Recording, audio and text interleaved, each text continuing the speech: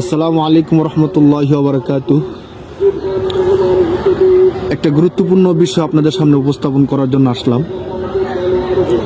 আমাদের এই ডিসেম্বর মাস যদিও বিজয়ের মাস, কিন্তু আমাদের থেকে গুরুত্বপূর্ণ ব্যক্তিরা চলে যাওয়ার কারণে একরকম শোকের মাস হয়ে দাঁড়িয়েছে। আপনারা জানেন আমাদের বিপ্লবী ভাই শরীফ ওসমান হাদিবে আমাদের থেকে চলে গেছেন।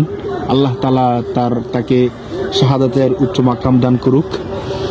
আর আরও গুরুত্বপূর্ণ বিষয় হলো, তিনবারের সাবেক প্রধানমন্ত্রী দেশনেত্রী বেগম খালেদা জিয়া তিনিও চলে গেছেন আমাদেরকে ছেড়ে। তো অনেক ভাইয়ের মনে একটা প্রশ্ন, সে প্রশ্নটা হলো যে মূলত বেগম জিয়া তিনি তো গণতন্ত্রের ধারক বাহক ছিলেন। মানুষ যাকে গণতন্ত্রের মনস্কন্যা বা গণতন্ত্রের প্রতিষ্ঠাকারিণী বলেন, তো তিনি যদি সত্যিকার অর্থে গণতন্ত্রের ধারক বাহক হয়ে থাকেন এবং মনে প্রাণে গণতন্ত্রকে ধারণ করে থাকেন, তাহলে এখন তার মৃত্যুতে তার অবস্থাটা কেমন হবে? এই বিষয়টা নিয়ে অনেকের মনে একটা প্রশ্ন থেকে যায় যে তাহলে তিনি কি জান্নাতি হবেন? গণতন্ত্র যদি কোরআনের সাথে সাংঘর্ষিক হয়, গণতন্ত্র যদি কুফরিতন্ত্র হয়, তাহলে যারা গণতন্ত্রের ধারক বাহক তারা তো কাফের। এতে তো কোনো অস্পষ্টতা নাই। একে আপনি বলেন অথবা না বলেন, স্বীকার তো করবেন যে গণতন্ত্র যদি কুফরিতন্ত্র হয় তাহলে গণতন্ত্রের যারা ধারক বাহক তারা কাফের। তাহলে এই দৃষ্টিকোণ থেকে যদি বেগম জিয়া গণতন্ত্রের ধারক বাহক হয়ে থাকেন, তাহলে তার বিধানটা কি হবে বা তার মৃত্যুতে তার পরবর্তী পরিণতি কি হবে?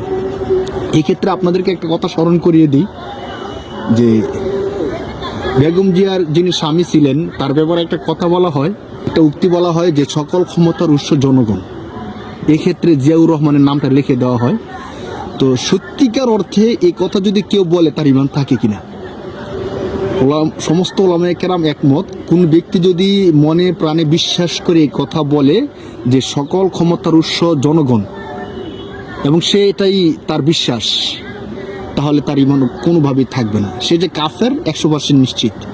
এখন ঠিক এই চিন্তা চেতনা যাদের থাকবে যে সকল ক্ষমতার উৎস জনগণ, সেটা চাই জিয়াউর রহমান হোক বা তার স্ত্রী হোক অথবা অন্য যে কেউ হোক গণতন্ত্রকামী, তার ইমান নষ্ট হয়ে যাবে। সে আর মুমিন থাকতে পারে না এবং সে চিরস্থায়ী জাহান্নামী। যার ইমান থাকবে না সে কাফের, আর কাফের মৃত্যুবরণ করলে চিরস্থায়ী জাহান্নামী। এখন বিষয় হলো, যদি এমন হয় যে না সমস্ত ক্ষমতার উৎস এবং সব কিছু আল্লাহ, বাকি এখন নির্বাচনের কারণে জনগণ যাকে ভোট দেয় সে সরকার হয়, এই দৃষ্টিকোণ থেকে একরকম জনগণ তার একটা উসিলা, যদি এইভাবে ব্যাখ্যা করা হয় অনেক ব্যাখ্যার আদলে একটা সমাধানে যাওয়া যেতে পারে। কিন্তু সত্যিকার অর্থে কেউ যদি এই বিষয়টা বলে এবং মনে প্রাণে বিশ্বাস করে যে সকল ক্ষমতার উৎস জনগণ, তার ইমান শেষ, সে কাফের হয়ে যাবে এবং চিরস্থায়ী জাহান্নামী হবে। ঠিক এই চিন্তার ধারক বাহক যদি বেগম জিয়া হয়, তাহলে তারই একই পরিণতি।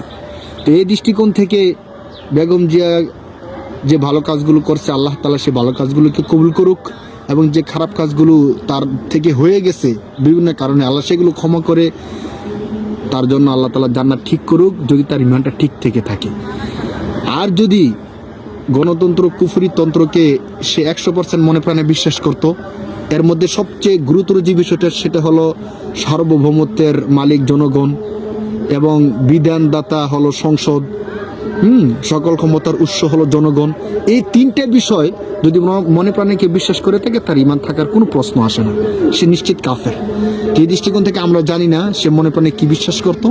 তো আমরা মুমিনের ব্যাপারে ভালো ধারণা করব, যে আমরা মনে করব যে না, তিনিও মনে প্রাণে জানতেন যে সমস্ত ক্ষমতার মালিক উৎস আল্লাহ তাআলা এবং বিধানদাতা আল্লাহ, বা কি সিস্টেমের কারণে তিনি এমনটা করছেন, আমরা এমনটাই ধারণা করব, তার জন্য আমরা এমনটাই মনে করব, এবং আল্লাহ তাআলা যদি চায় তাকে যেন ক্ষমা করে জান্নাত দিয়ে দেন।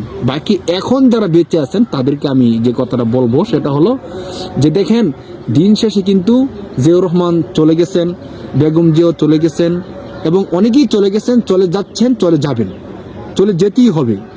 বাকি তারা কি করে গেছেন তাদের প্রাপ্যটা রবের কাছে পাবেন।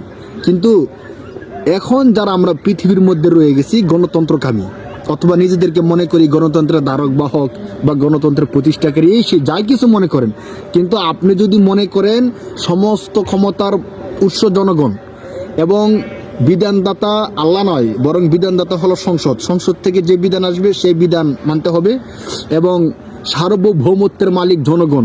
যদি আপনি মনে প্রাণে এই কথাটা বলেন, বিশ্বাস করেন, এবং পশ্চিমা যে গণতন্ত্র, কুফরিতন্ত্র, এই কুফরিতন্ত্রকে আপনি মনে প্রাণে ধারণ করেন, তাহলে আপনি ইমান নষ্ট হয়ে যাবে।